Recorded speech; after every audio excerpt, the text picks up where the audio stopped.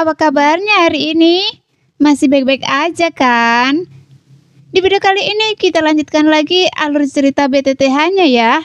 Oke, gak usah lama-lama lagi, kita langsung aja ke ceritanya. Setelah Soyeon berteriak, dia segera mengayunkan pedang suci penghancur kekosongan di tangannya dan menebas tangan hitam yang layu itu. Kemudian kekosongan di sekitarnya tampak hancur. Pada saat yang sama, kekosongan yang hancur itu berkumpul ke dalam pedang suci penghancur kekosongan di tangan Soyeon, sehingga tampaknya seluruh kekosongan menebas ke arah tangan hitam layu itu.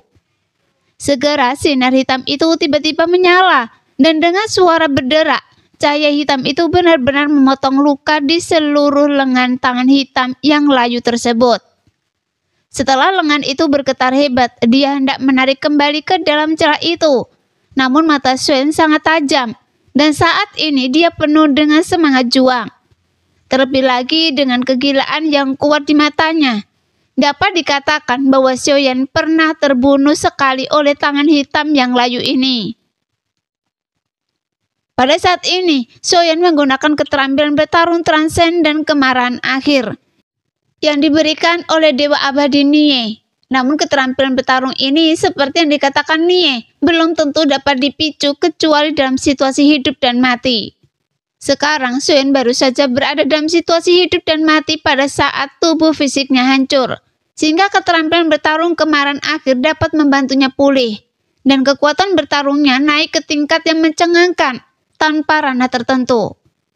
Sekarang Soyeon kembali mengayunkan pedang suci penghancur kekosongan lagi dan menebas tangan hitam yang ditarik Chu Chiangye dengan cepat. Namun pedang suci penghancur kekosongan melesat dengan sangat cepat, dan dengan ledakan kekuatan yang tiba-tiba saat ini, jari kelingking tangan hitam layu itu terputus. Tepat ketika Soyeon hendak memotongnya lagi, tangan hitam tiba-tiba meledak dengan kekuatan yang sangat besar, menyebabkan Soyeon terpental mundur ke dalam celah. Karena pedang suci penghancur kekosongan memiliki total 3 tebasan. Jadi Soyeon tiba-tiba menoleh dan menatap Chu Chiangye. Lagi pula, kemarahan akhir hanya dapat bertahan untuk waktu yang sangat singkat. Jadi Soyeon harus menggunakan pedang penghancur kekosongan untuk membunuh Chu Chiangye dalam waktu yang singkat ini. Yang membuat Chu Chiangye menunjukkan ekspresi ngeri yang kuat di matanya. Jelas dia tahu ada sesuatu yang salah, karena Yunantian dan 2 lainnya telah menghilang sejak lama. Sialan, orang ini punya terlalu banyak trik.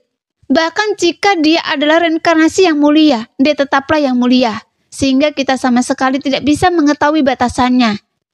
Jika Chu Chiangye bisa dibunuh olehnya, maka kita semua pasti akan mati. Sambil berbicara, Yunantian memimpin kedua sosok melarikan diri. Kemudian mereka menghilang dalam kehampaan ini dan memasuki lautan bintang yang pecah, meninggalkan area misterius itu dengan kecepatan tercepat. Meskipun boneka Yuansen telah hilang dan segel Buddha penghancuran besar milik saya telah rusak, untungnya saya tidak terus bertarung. Kalau tidak, saya pasti akan jatuh di sini. Jadi, biarkan Chu Chiangye yang menyelesaikan krisis kita kali ini.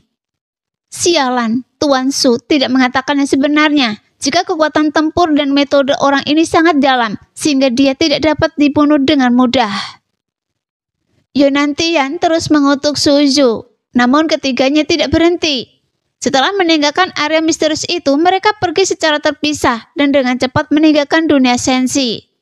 Pada saat yang sama, Chu Chiangye yang merasa ngeri ingin melarikan diri, tetapi cahaya putih yang menyala-nyala menyambar dan kegelapan menyebar di depannya. Pada saat-saat terakhir, dia melihat pedang penghancur kekosongan milik Soyeon menebasnya, yang membuat tubuhnya langsung hancur dalam sekejap. Bahkan jiwa yang tersisa menjerit dengan menyedihkan.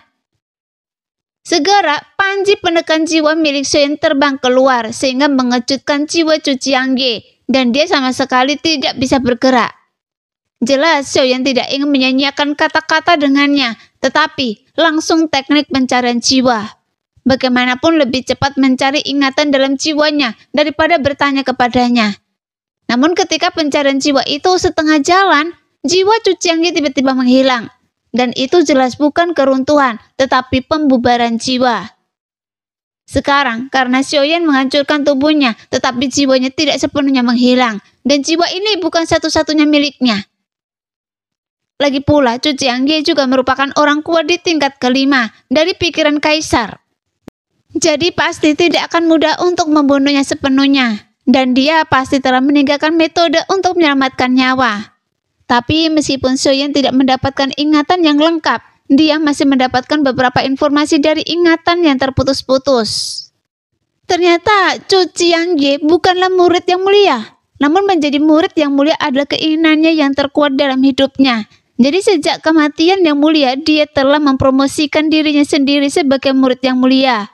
Sebenarnya dia berusaha untuk menjadi murid yang mulia berkali-kali, tapi yang mulia terus menolak dan tidak pernah setuju. Dan bahkan yang mulia tidak pernah memandangnya. Dan selama kunjungannya berulang kali, rasa hormat Cu Jiangye secara bertahap mengubur benih-benih kebencian. Setelah mengetahui bahwa yang mulia telah jatuh, kebenciannya meledak, dan dia penuh percaya diri dengan bakatnya. Namun dia tidak tahu mengapa yang mulia tidak mau menerimanya sebagai murid. Jadi untuk waktu yang lama, dia telah mengejar jalan yang mulia, dan dalam reinkarnasi yang mulia, dia bahkan mencoba menghentikannya berkali-kali. Dan kebencian ini menjadi obsesi di jalan kultivasi.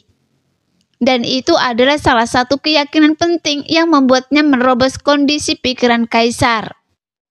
Jadi Cu Jiangye bukanlah murid yang mulia, tetapi lebih tepatnya dia adalah pengikut yang mulia. Meskipun dia sangat ingin menjadi murid yang mulia, tetapi pada akhirnya dia tetap gagal. Pada saat ini, Xiaoyan akhirnya mengerti mengapa Cu Jiangye begitu terobsesi padanya dan menggunakan segala cara untuk membunuhnya. Namun meskipun Cu Jiangye mungkin tidak benar-benar mati saat ini, tetapi cincinnya jatuh ke tangan Xiaoyan.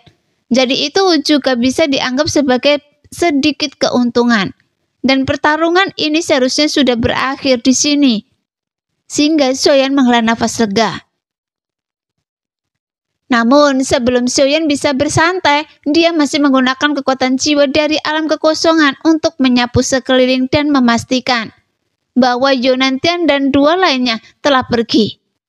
Tiba-tiba, Xiaoyan memuntahkan seteguk besar darah dan 9 segel bintang di antara alisnya hancur.